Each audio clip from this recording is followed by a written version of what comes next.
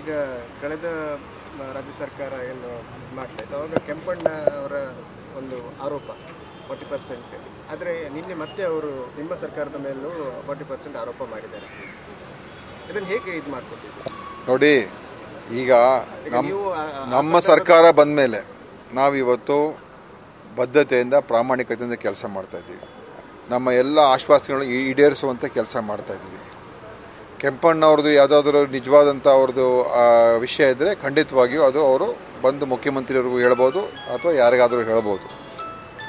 ಅದರಿಂದ ಅವರು ಯಾವ ವಿಚಾರದಲ್ಲಿ ಎಲ್ಲಿ ಏನಾಗ್ತಾಯಿದೆ ಅಂತ ಅವ್ರು ಸ್ಪಷ್ಟವಾಗಿ ಹೇಳಬೇಕಾಗ್ತದೆ. ಅದು ಹೇಳಿದ್ರೆ ಖಂಡಿತ ಈಗ ನನ್ನ ಇಲಾಖೆಯಲ್ಲಿ ಆಗ್ತದೆ ಅಂತ ಹೇಳಿದ್ರೆ ಅವರು, ನಾನು ಅದ್ರ ಬಗ್ಗೆ ತನಿಖೆ ಮಾಡಿಸ್ತೀನಿ. ಯಾಕಂದರೆ ಲಾಸ್ಟ್ ಟೈಮ್ ಇದು ಆರೋಪ ಮಾಡಿದಾಗ ಬಿಜೆಪಿಯವರು ಇದೇ ಥರ ಸಮರ್ಥನೆ ಮಾಡಿಕೊಂಡು ಈಗಲೂ ಕಾಂಗ್ರೆಸ್ ಇದೇ ಥರ ಲಾಸ್ಟ್ ಟೈಮ್ ಆರೋಪ ಮಾಡಿದಾಗ ಅವರು ಅನೇಕ ವಿಚಾರಗಳನ್ನು ಅವರು ಹೊರಗಿಟ್ಟಿದ್ದರು, ಅನೇಕ ವಿಷಯಗಳನ್ನು ಅವರು ಪ್ರಸ್ತಾಪ ಮಾಡಿದರು. ಆದ್ದರಿಂದ ಅದನ್ನು ನಾವು ಆವತ್ತು ನಾವು ಅದಕ್ಕೆ ಆರೋಪದ ನಂತರ ನಾವೀಗ ತನಿಖೆಗಳೆಲ್ಲ ಮಾಡಿಸ್ತಾ ಇದ್ದೀವಿ. ಅದೇ ರೀತಿಯಾಗಿ ಇವತ್ತೇನಾದರೂ ಇದ್ದರೆ ಯಾರಾದರೂ ಮಾಡ್ತಾರೆ ಅಂತ ಹೇಳಿದ್ರೆ ಖಂಡಿತ ಅದರ ಬಗ್ಗೆ ನಾವು ಏನು ಕ್ರಮ ತಗೊಳ್ಳೋಣ. ನೀವು ಪೋಷಕರಾಗಲು ಕಾಯುತ್ತಿದ್ದೀರಾ? ಚಿಂತಿಸದಿರಿ. ಓಯಾಸಿಸ್ ಫರ್ಟಿಲಿಟಿ 90,000 ದಂಪತಿಗಳ ಜೀವನದಲ್ಲಿ ಸಂತೋಷವನ್ನು ತಂದಿದೆ. 7825893601ಗೆ ಕರೆ ಮಾಡಿ ಅತ್ಯದ್ಭುತ ರಿಯಾಯಿತಿ ಪಡೆಯಿರಿ ಹಾಗೂ ಎಲ್ಲರಿಗೂ ಗುಡ್ ನ್ಯೂಸ್ ಕೊಡಿ. ಯಾಕಂದರೆ ಭ್ರಷ್ಟಾಚಾರಕ್ಕೆ ನಾವು ಯಾರೂ ಸಹನೆ ಇರಬಾರ್ದು. ಯಾರಾದರೂ ನಮ್ಮಲ್ಲೂ ಮಾಡ್ತಾ ಇದ್ದಾರೆ ಅಂತ ಇದ್ದರೆ ಅವ್ರ ಹತ್ರ ದಾಖಲೆಗಳಿದ್ದರೆ ಖಂಡಿತ ಅದನ್ನು ಕೊಡಬೇಕು ಅವರು. ನಾವು ಅದ್ರ ಬಗ್ಗೆ ಖಂಡಿತ ಈಗ ನನ್ನ ಇಲಾಖೆಯಲ್ಲಿ ಇದ್ದರೆ ನಾನು ಅದ್ರ ಬಗ್ಗೆ ತನಿಖೆ ಮಾಡಿಸ್ತೀನಿ. ಬೇರೆ ಯಾವುದೇ ಇಲಾಖೆ ಇದ್ದರೆ ಅವ್ರವ್ರು ತನಿಖೆ ಮಾಡಿಸ್ತಾರೆ, ನಾವು ನೋಡೋಣ ಅದನ್ನು.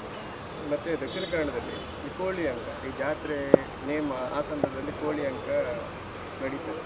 ಆದರೆ ಇತ್ತೀಚೆಗೆ ಪೊಲೀಸ್ ಡಿಪಾರ್ಟ್ಮೆಂಟ್ ಅದಕ್ಕೆ ಬ್ಯಾನ್ ಮಾಡಿದ್ರು, ಯಾರು ಅದನ್ನು ನಡೆಸುವ ಹಾಗೆ ಇಲ್ಲ, ಇದು ಎಲ್ಲೋ ಒಂದು ಕಡೆ ಆಕ್ರೋಶ ವ್ಯಕ್ತಪಡ್ತಾರೆ. ನನಗೆ ಗೊತ್ತಿರುವಾಗಿ ಆ ಥರ ಏನು ನನಗೆ ದೊಡ್ಡ ಮಟ್ಟದಲ್ಲಿ ಅದು ಏನು ಇದುವರೆಗೂ ಕಂಪ್ಲೇಂಟ್ ಏನು ಬಂದಿಲ್ಲ. ಆ ಥರ ಇದ್ದರೆ ನಾನು ಅದ್ರ ಬಗ್ಗೆ ಪರಿಶೀಲನೆ ಮಾಡ್ತೀನಿ.